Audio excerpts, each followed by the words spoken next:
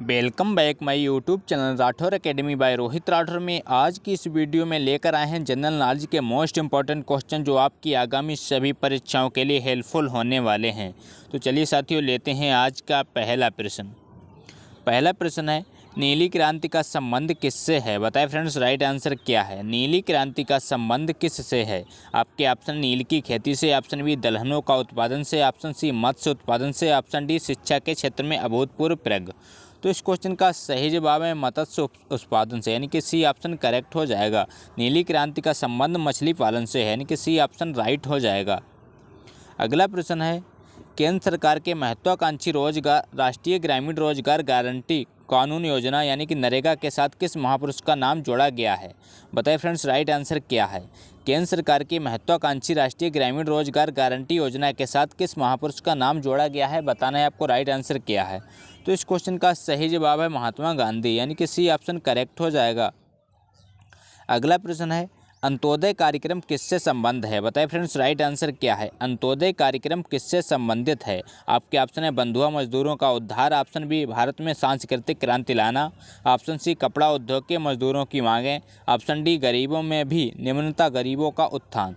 तो इस क्वेश्चन का सही जवाब है ऑप्शन डी गरीबों में भी निम्नतम गरीबी का उत्थान, यानी कि बी डी ऑप्शन करेक्ट हो जाएगा। अगला प्रश्न है मनी लॉन्ड्रिंग बिल का संबंध निम्नलिखित में से किससे है। बताइए फ्रेंड्स राइट आंसर क्या है। मनी लॉन्ड्रिंग बिल का संबंध निम्नलिखित में से किससे है।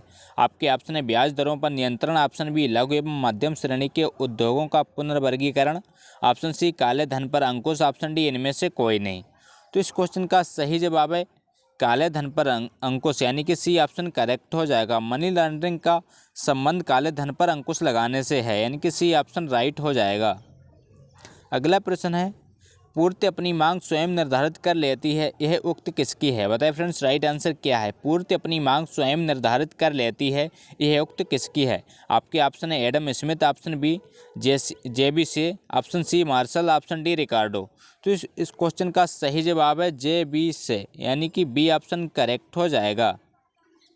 अगला प्रश्न है भारत में उपभोक्ता संरक्षण अधिनियम कब पारित किया गया। बताइए फ्रेंड्स राइट आंसर क्या है। भारत में उपभोक्ता संरक्षण अधिनियम कब पारित किया गया। आपके ऑप्शन है 1963 में, ऑप्शन बी 1986 में, ऑप्शन सी 1995 में, ऑप्शन डी 2003 में।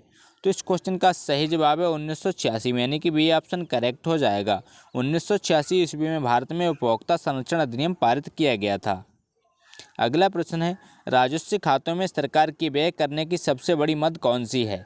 बताइए फ्रेंड्स राइट आंसर क्या है। राजस्व खातों में सरकार की व्यय करने की सबसे बड़ी मद कौन सी है। आपके ऑप्शन है सुरक्षा व्यय, ऑप्शन बी ब्याज भुगतान, ऑप्शन सी अनुदान, ऑप्शन डी प्रशासनिक सेवाएं। तो इस क्वेश्चन का सही जवाब है ब्याज भुगतान, यानी कि बी ऑप्शन करेक्ट हो जाएगा। अगला प्रश्न है प्रतिस्थापन लॉज की अवधारणा प्रस्तुत की थी। बताइए फ्रेंड्स राइट आंसर क्या है। प्रतिस्थापन लॉज की अवधारणा किसने प्रस्तुत की थी। आपके ऑप्शन हिक्स ने, ऑप्शन बी मार्शल ने, ऑप्शन सी कीन्स ने, ऑप्शन डी सुल्ज ने। तो इस क्वेश्चन का सही जवाब है हिक्स ने, यानी कि ए ऑप्शन करेक्ट हो जाएगा। हिक्स ने प्रतिस्थापन लॉज की अवधारणा को प्रस्तुत किया था, यानी कि ए ऑप्शन राइट हो जाएगा। अगला प्रश्न है भारत में आर्थिक नियोजन कब प्रारंभ हुआ।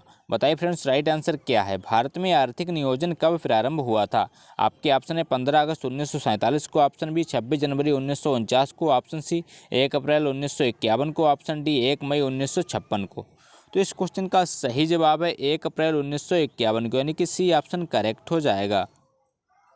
अगला प्रश्न है भारत की पहली मानव विकास रिपोर्ट यानी कि HDR कब जारी की गई थी। बताइए फ्रेंड्स राइट आंसर क्या है। भारत की पहली मानव विकास रिपोर्ट कब जारी की गई थी। आपके ऑप्शन है अप्रैल 2001 में, ऑप्शन बी अप्रैल 2002 में, ऑप्शन सी अगस्त 2002 में, ऑप्शन डी सितंबर 2002 में। तो इस क्वेश्चन का सही जवाब है अप्रैल 2002 में, यानी कि बी ऑप्शन करेक्ट हो जाएगा। अप्रैल 2002 में भारत में पहली बार मानव विकास रिपोर्ट जारी की गई थी। अगला प्रश्न है सबसे पहले म्यूचुअल फंड प्रारंभ किया था।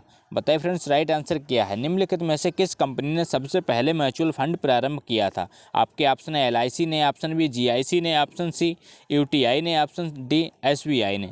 तो इस क्वेश्चन का सही जवाब है UTI ने, यानी कि सी ऑप्शन करेक्ट हो जाएगा। अगला प्रश्न है निम्नलिखित में से किस मद से प्राप्त राजस्व का बंटवारा केंद्र सरकार द्वारा राज्यों को नहीं करना पड़ता। बताइए फ्रेंड्स राइट आंसर क्या है। निम्नलिखित में से किस मद से प्राप्त राजस्व का बंटवारा केंद्र सरकार द्वारा राज्यों को नहीं करना पड़ता? तो इस क्वेश्चन का सही जवाब है सीमा शुल्क, यानी कि ए ऑप्शन करेक्ट हो जाएगा। सीमा शुल्क द्वारा प्राप्त राजस्व को केंद्र को राज्यों को बंटवारा नहीं करना पड़ता। अगला प्रश्न है, संविधान के किस अनुच्छेद के तहत जम्मू कश्मीर को विशेष राज्य का दर्जा प्राप्त हुआ? बताइए फ्रेंड्स, राइट आंसर क्या है? संविधान के किस अनुच्छेद के तहत जम्मू कश्मीर को विशेष राज्य का दर्जा प्राप्त हुआ है? आपके ऑप्शन है अनुच्छेद 270, ऑप्शन बी अनुच्छेद 110, ऑप्शन सी अनुच्छेद 280, ऑप्शन डी अनुच्छेद 370। तो इस क्वेश्चन का सही जवाब है अनुच्छेद 370, यानी कि डी ऑप्शन करेक्ट हो जाएगा। अगला प्रश्न है, लेडी विद द लैंप निम्नलिखित में से किसने कहा जाता है? बताइए फ्रेंड्स, राइट आंसर क्या है? लेडी विद द लैंप निम्नलिखित में से किसे कहा जाता है? आपके ऑप्शन है Margaret Thatcher, option B Florence Nightingale, option C Sarojini Naidu, option D Annie Besant. तो इस क्वेश्चन का सही जवाब है फ्लोरेंस नाइटिंगेल, यानी कि बी ऑप्शन करेक्ट हो जाएगा। अगला प्रश्न है, 1857 के सैन्य विद्रोह के समय भारत के गवर्नर जनरल कौन थे? बताइए फ्रेंड्स, राइट आंसर क्या है? 1857 के सैन्य विद्रोह के समय भारत के गवर्नर जनरल कौन थे? आपके ऑप्शन है Lord Irwin, option B Lord Reading, option C Lord Canning, option D Lord Chelmsford. तो इस क्वेश्चन का सही जवाब है लॉर्ड कैनिंग, यानी कि सी ऑप्शन करेक्ट हो जाएगा। 1857 के सैन्य विद्रोह के समय भारत के गवर्नर जनरल लॉर्ड कैनिंग थे। अगला प्रश्न है, एवरेस्ट शिखर की ऊंचाई है? बताइए फ्रेंड्स, राइट आंसर क्या है? बहुत ही सिंपल सा क्वेश्चन है, एवरेस्ट शिखर की ऊंचाई कितनी है? आपके ऑप्शन है 8848 metre, option B 8088 metre, option C 9228 metre, option D 8642 metre. तो इस क्वेश्चन का सही जवाब है 8848 मीटर, यानी कि ए ऑप्शन करेक्ट हो जाएगा।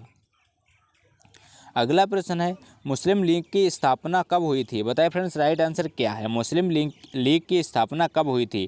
आपके ऑप्शन है 1903 ईस्वी में, ऑप्शन बी 1904 में, ऑप्शन सी 1905 में, ऑप्शन डी 1906 में। तो इस क्वेश्चन का सही जवाब है 1906 में, यानी कि डी ऑप्शन करेक्ट हो जाएगा। मुस्लिम लीग की स्थापना 1906 ईस्वी में हुई थी। अगला प्रश्न है, पानीपत की तीसरी लड़ाई कब हुई थी? बताइए फ्रेंड्स, राइट आंसर क्या है? पानीपत की तीसरी लड़ाई कब हुई थी? आपके ऑप्शन है 1760 ईस्वी में, ऑप्शन बी 1761 ईस्वी में, ऑप्शन सी 1762 में, ऑप्शन डी 1763 में। तो इस क्वेश्चन का सही जवाब है 1761 ईस्वी में, यानी कि बी ऑप्शन करेक्ट हो जाएगा। अगला प्रश्न है, निम्नलिखित में से किसको दीनबंधु कहा जाता था? बताइए फ्रेंड्स, राइट आंसर क्या है? निम्नलिखित में से किसको दीनबंधु कहा जाता था? आपके ऑप्शन है चित्तरंजन दास को, ऑप्शन बी महात्मा गांधी को, ऑप्शन सी एफ एंड्रज को, ऑप्शन डी एम ह्यूम को। तो इस क्वेश्चन का सही जवाब है सी एफ एंड्रज को, यानी कि सी ऑप्शन करेक्ट हो जाएगा। अगला प्रश्न है, भारत में आने वाले प्रथम अमेरिकी राष्ट्रपति कौन थे? बताइए फ्रेंड्स, राइट आंसर क्या है? भारत में आने वाले प्रथम अमेरिकी राष्ट्रपति कौन थे? बताना है आपको राइट आंसर क्या है। तो इस क्वेश्चन का सही जवाब है डाइट आइजनहावर, यानी कि ए ऑप्शन करेक्ट हो जाएगा। डाइट आइजनहावर प्रथम राष्ट्रपति थे जो भारत में आए थे। अगला प्रश्न है, मोर को भारत के राष्ट्रीय पक्षी के रूप में मान्यता प्रदान की गई थी?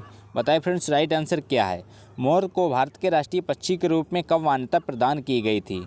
बताना है आपको राइट आंसर क्या है। तो इस क्वेश्चन का सही जवाब है 1952 ईस्वी में, यानी कि डी ऑप्शन करेक्ट हो जाएगा। 1952 ईस्वी में मोर को राष्ट्रीय पक्षी के रूप में मान्यता प्रदान की गई थी। अगला प्रश्न है, भारत में किस राज्य की समुद्री तट रेखा सबसे लंबी है?